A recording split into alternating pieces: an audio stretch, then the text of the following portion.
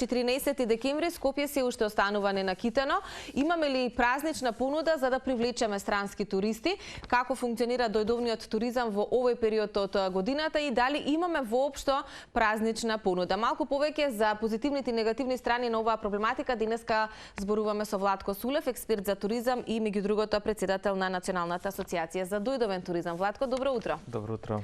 14 декември, главната метропола се уште останува ненакитена. Дали е доцна за да се направи празнична понуда, за да се привлечат туристи во главниот град? Па дефинитивно, посебно за западноевропејските туристи, тоа е веќе премногу доцна и не може ништо тука да се направи. Може нешто да се направи евентуално за регионалните туристи, но и за тоа веќе времето може да кажам дека е истечено. Ние што може да направиме? Може да се подготвуваме за следната сезона од сега, да не го повторуваме тоа што го направивме оваа година, затоа што треба да почнеме да гледаме на работите од друг агол, украсувањето на градот, донесувањето на било каква звезда во зависност како ќе се договориме за промоција на градот, тоа се инвестиции. Тоа не е трошење на средства, него тоа се инвестиции кои што ќе донесат гости кои што потоа ќе трошат во градот, во земјата? И тие средства ќе останат за нашите сограѓани кои што имаат различни бизниси и кои што опстојуваат тука. Да не збориме дека Скопје има една многу солидна палета на сместувачки капацитети кои што исто заслужуваат да бидат посетени и во овој период на годината.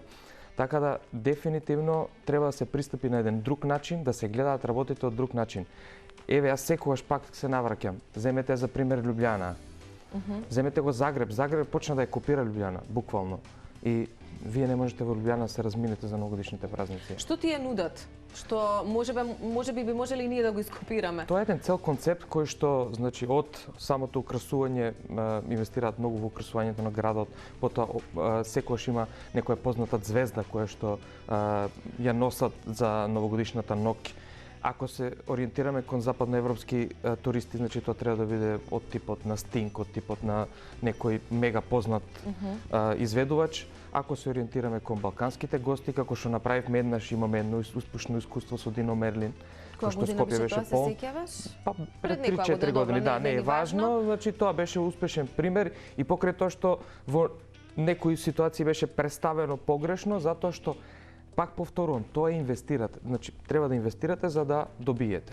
Дали е таа година кога Скопје било распродадено и немало сместувачки капацитети заради и цените отидоа нагоре? Понуда? Да, и цените отидоа нагоре на сместувачките капацитети. Така да, значи, веќе едно успешно искуство кое што можеме да го повториме, се разбира, секогаш може да се подобрат работите. И тука сме и ние како сектор. Ние, еве, можам да кажам дека јас од кога сум во инкаминг секторот и во дел од асоциации, можам дека оваа тема 10 години, барем минимум 10 години се разговара, 10 години се предочува дека нема слух од надлежните, од институциите, или? Добиваме различни одговори, но да, еве, резултатот покажува дека нема слух. Искрено, кажано, напишано, испратено, дадени насоки. Кога е можеби идеалното време да се понуди празничната понуда, за да може да се донесе, затоа што секако секој еден кој што си планира да оди некаде, патувањето го планира можеби со месеци однапред, треба да се земат нели денови за одмор, тоа бара цела организација и така натака. Некако сега да се понуди нешто за Скопје е многу доцна за организација на многу туристи кои што би сакале нели да дојдат, ако воопшто сакаат да дојдат. Кога е можеби идеалниот период за да се понуди празнична понуда за градот? Јас велам дека веднаш штом ќе помине ова нова година, треба да се седне, да се разговара и веќе се подготви следната година, за да ние како сектор кој што ги предлагаме тие пакети, ги составуваме тие пакети заедно со нашите партнери локални тука, со хотелите, со сите чинители да ги направиме пакетите, ги подготвиме нашите партнери и кој ќе оди директно во продажба на клиентите, кој ќе оди директно преку партнери. Значи тоа да почне тој процес да тече. Значи само така може да се направи нешто.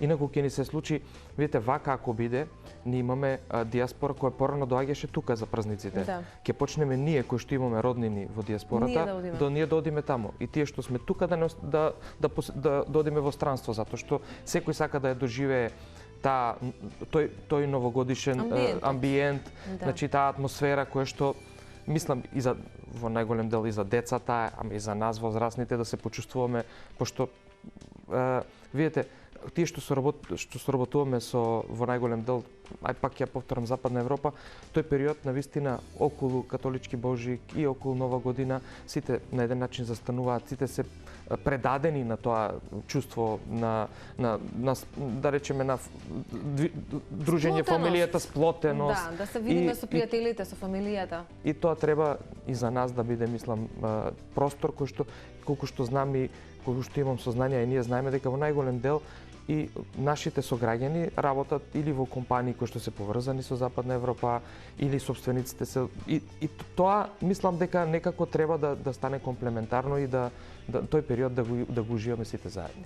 Видиш, Словенија од ништо направи нешто и веќе продава добра приказна за време на празниците. Ние овие фотографии кои што веќе не ги пуштија од режија зборуваат дека колку толку имаме дојдовен туризам изминатиот период и во нашата земја и сепак има локации кои што може да се посетат. Ќе ги прокоментираме, Владко, со тебе фотографиите, но претходно би сакала да ми одговориш колку е тешко или предизвикувачки за вас туристичките работници да се направи и продаде добра приказна. За нас да дојдат туристи.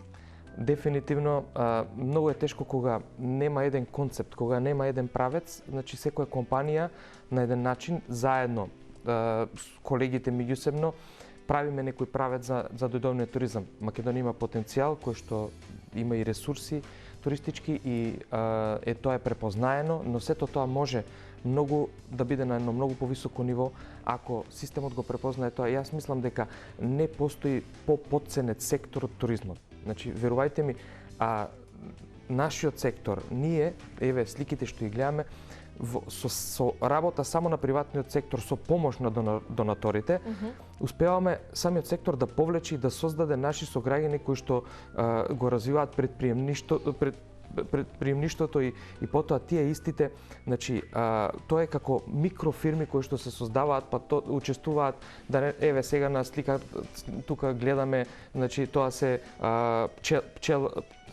пчелари кои што се подготвени да го презентираат пчеларството во Македонија и кои што заработуваат исто така со посета од страна на туристите.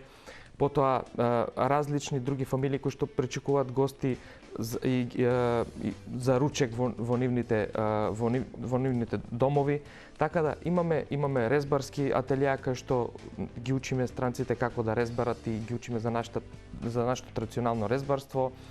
Различни приказни. Имаме добро вино кое што привлекува туристи, ама треба да го продадеме. Дефинитивно, последните неколку години Македонија има со што да се гордее. Виното навистина кое што се произведе во Македонија е фантастично и не отстапува апсолутно по квалитет од ниту едно вино во свет. Тоа можам да го гарантирам. Владко, кои туристи се најзаинтересирани за Македонија? Вака, по бројка, значи, интерес има. Еден од проблемите е како да се стигне во Македонија и тие што не можат, што имаат интерес, не можат да стигнат, еве, конкретно шпанскиот пазар. Ние сега имавме туроператори пред една недела, две од Шпанија и моравме да ги пречекаме во Софија. Значи, затоа што конекциите со Скопје се работи на тој план, се работи и се надевам дека наскоро ќе се воспостават. Има подобрување низ годиниве на тој план? Да, дефинитивно. Многу, значи операторот кој што е на аеродромите навистина, но тоа сепак треба време и треба подолг период, но да, дефинитивно огромно подобрување со конекциите и достапноста на Скопје па и на Охрид. Дефинитивно. Во најголем дел од гостите се турските гости, регионалните гости, но и од Западна Европа, дефинитивно. И тоа ќе остане така до 2024-2025. Ќе се вратат и од далечните дестинации, од далечен исток, но тамо знаете има уште ковид мерки, има со поскапувањето на горивото, поскапи се авионските карти, така да сметам дека ние пак пропуштаме моменти, како и секогаш, моментот да се позиционираме посилно на европскиот пазар, затоа што сме блиску, затоа што патувањето до нас е поевтино и тоа може да допринесе голем број на посетители во државата и пак тоа е еден врзан ланец кој што јас сум сигурен, официјално статистички 500 милиони е некаде грубо.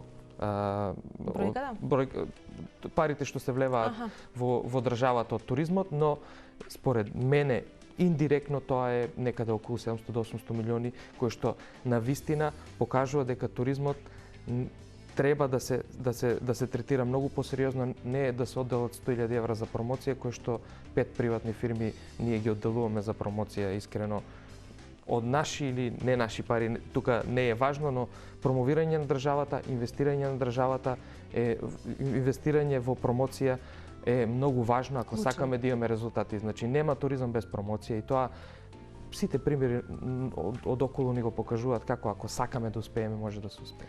Да, јас се надам дека ќе слушнат оние кои што треба да слушнат. Владко, искрено ти благодарам за овој кус разговор, ама верувам доволно информативен за гледачите и се надевам дека ќе направиме некакви промени во земјава со оглед на тоа што е 14 декември. За жал празничната понуда е таа која што е, но да се надеваме секогаш на подобри времења во новата 2023. Ти благодарам. Благодарам.